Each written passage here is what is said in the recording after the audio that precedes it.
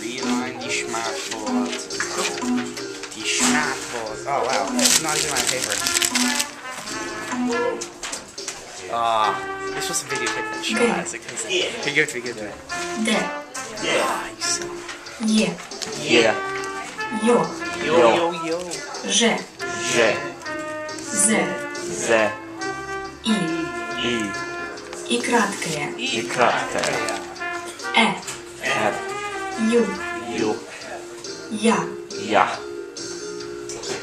For those people that are just joining us, let's go back through and we'll write the letters out and so you can see how it's done and also so you guys can practice.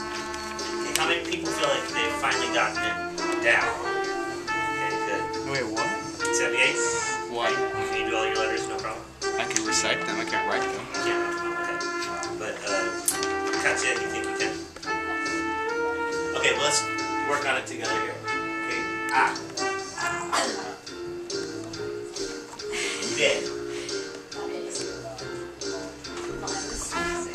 Fit. Get.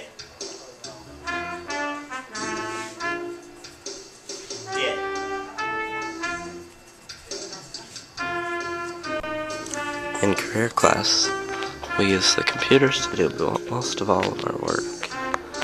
We research online and then use the tools that we find to get proper answers for all of our work. We have several computer labs set up for career classes, as well as other computer labs for other classes. These are our most technology-enhanced classes, other than our engineering courses. Here's our block schedule. It's pretty advanced. You've got like 8 times throughout a normal week. E stands for enrichment. And I also like to think of our math courses, the way they're set up here at BFA. I like to think of them being able to be graphed using a parabola. Of course, the parabola is the U shape, and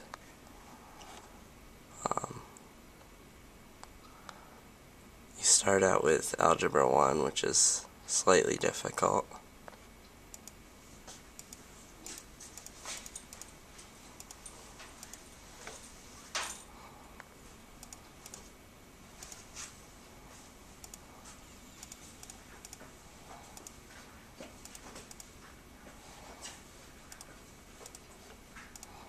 Then you go to geometry, which has a lot less difficulty in most cases.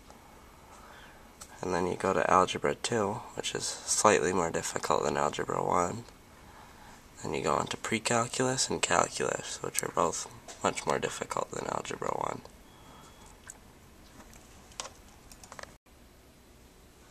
Oh, hello there. How are you today? I'm good. Thinking of how my education should be organized is always a strange thought, because there's always some chance of it being a mess for somebody else and being perfect for me. Sometimes I feel like my education looks like this. And other times I feel like it looks like this. Either way, it's always a tough decision.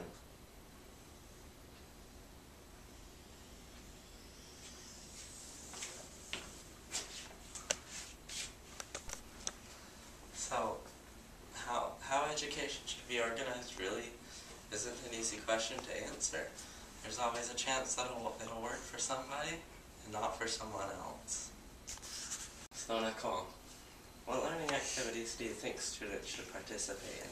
Well, in Latin, we sing songs to help us remember different things, like words and endings for verbs and different things like that. Also, for certain classes, games help me memorize stuff. Also, discussions are really good, but I feel that not all kids participate in them because they have other things on their mind, but if you make it fun and something they can't really not participate in, then they'll learn. I also like discussions. When I took my online course, we had some really immersive discussions, and I thought that was really cool to actually talk with some of my peers. And I also like to learn hands-on when you actually do something as an activity, like in science labs. I like doing labs. That's a good way to learn too. Yeah, seeing the different cells firsthand instead of looking at them in the book kind of makes me memorize them, especially when we have to draw them in color. So, let's recap. In the video, I thought that there really wasn't a good way to organize education because there's always different learning styles for everybody. I also said that we can use technology to really efficiently support our education.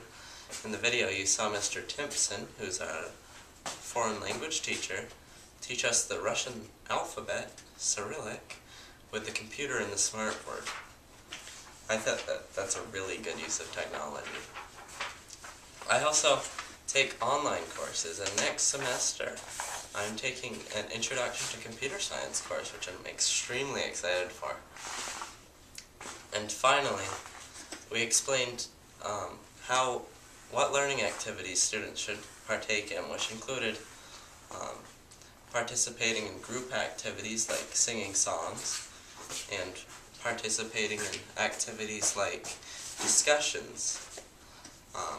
Again, in my online course, which basically ties in perfect organization, technology, and a great way to learn all together, which I really enjoy. We use discussions and other techniques, like shared in the video, and it really helped me learn this semester. I'd like to thank the VSA for giving me this opportunity.